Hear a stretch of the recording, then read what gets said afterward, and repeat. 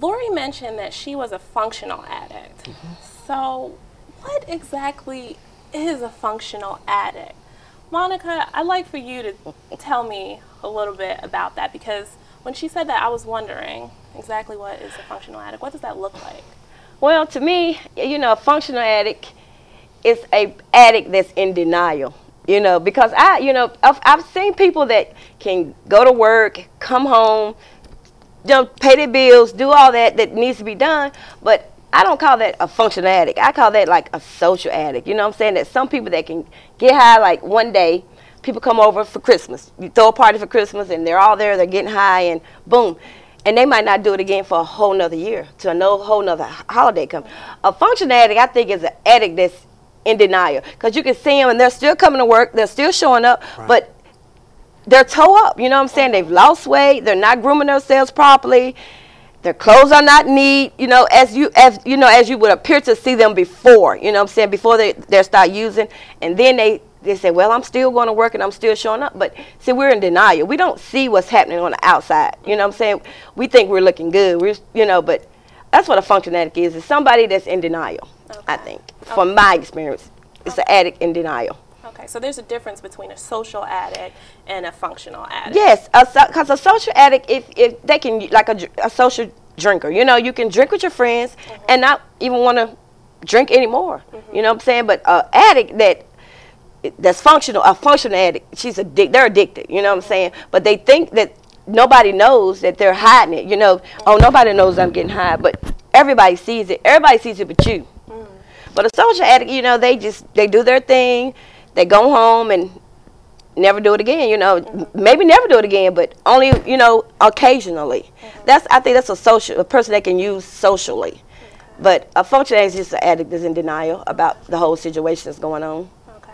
Dr. Boston, I'm really Yes, and to add a little bit to what Monica was saying, you can have instances where the individual, like she's saying, you hold down a job, you know, family, decent salary, going to work every day, but eventually it's going to get to the point to where it will catch up. I think denial is a big issue, as Monica pointed out, because it gets to the point, okay, you're at work, you're doing well, you're doing great, now there's a meeting at work, you know what, I'm going to stop in the bathroom real quick, use the restroom, but you're really going in the bathroom to get a quick drink. You know, oh, I'm going to step outside real quick, get a quick puff, you know, cigarette or whatever, but you're taking a quick hit. So eventually it gets to the point to where the person begins to believe, yes, I have a family, good paying job, you know, I'm taking care of what I need to take care of, but the reality of the situation is eventually it will catch up. And I think denial, what Monica hit on, is a really big issue with it, because if you think about it, the person is quote unquote doing everything that they're supposed to be doing in society, working, family, mother or father, you know, responsibilities at work. But again, in the bathroom, quick drink here and there. What do you have in your cup there? Oh, it's just a cup of coffee. May not be, you know, so it gets to the point to where eventually it will hit that person. And I think the denial is a real big issue with the functional addict. Lori mentioned that she abused drugs from the ages of 23 to 50 years old. That's about 27 years. Right. So what type of mental health deficits do you typically see with prolonged users? Dr. Boston? Well, one of the things, first and foremost, even with to go back real quick with the methamphetamine issue, is again that sense of invincibility. You know, well, I've been out here, you know, 17 years, 20 years. I mean, what's really going to happen? You know, so I think one of the big issues with it is the invincibility factor of, oh, nothing will happen, or something has happened to your friends, but you know what? It's not going to happen to me. Well, I think that it's mental, it's physical, it's emotional, and it's a spiritual disease. So you see them, they are bankrupt in all areas of their life. They it's depressed. Oh my God. You just can't function. You can't do things like little things like when you're growing up, you remember things that your mother and your father taught you. But once you get out of that addiction, it's like a baby. You have to learn all that stuff all over again.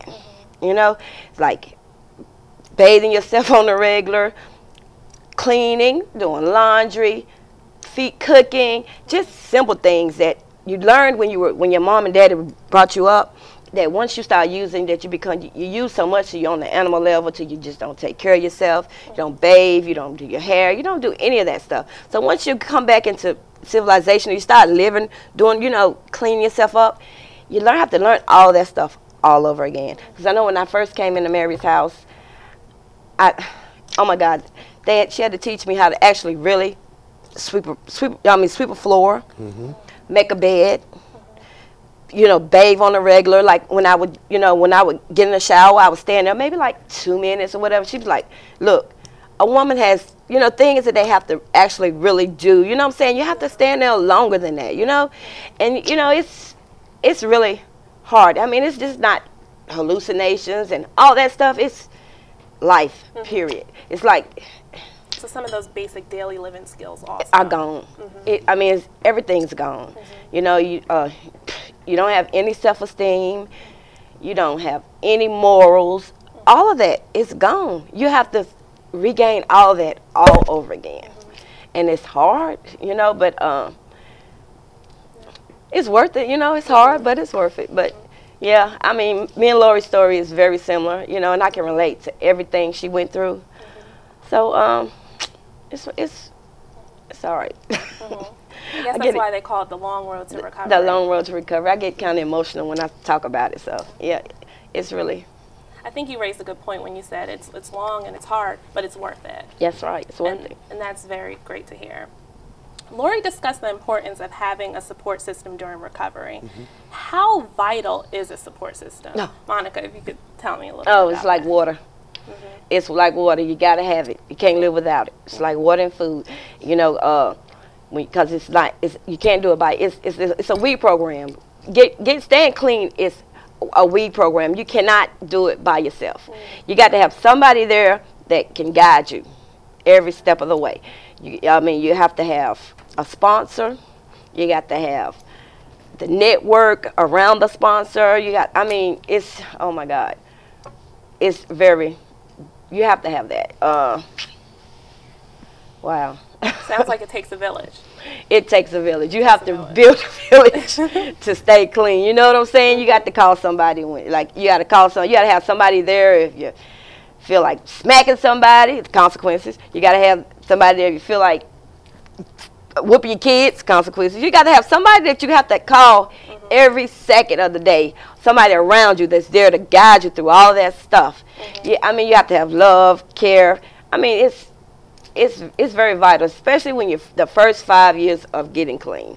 It's vital. It's like somebody has to hold your hand every step of the way. I like what you said when you said a support system is like water. It is. I like that.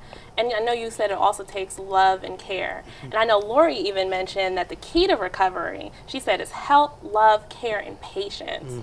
What do you think about that, Monica? Because you hit a little bit on that, but if you can elaborate a little bit more about that. That is some of the main keys to recovery, but I would put it as honesty and willingness for my key. You know what I'm saying? Which all that comes in. You got to have love, but yeah, I mean, but before you can receive any of that, you have to learn how to love yourself. You have to love yourself, all that other stuff. You have to work on. That's what the network does. They love you until you are able to love yourself. So yeah. You have to have all that love, care, friendship. I mean, and when you go into a program, that's what they're there for. They're set right there for you to, if you sway to the right, they catch you. You sway to the left, they catch you. If they catch you. Either way you turn, they're there to catch you. And I mean, that's what the network is for. The support group, the love, the care. I mean, going to those recovery houses is vital. It's really sometimes it's necessary for us. As women, Very important. Thank you. To our viewers, I would like to thank you for tuning in today. And remember, you can become our fan on Facebook and follow us on Twitter. Just type in Breaking Through and that will bring you to our page. So until next time, remember, life is about breaking through. So believe in yourself, never give up, and dare to dream. I'm your host, Zynasia Jasper, and thank you for watching Breaking Through.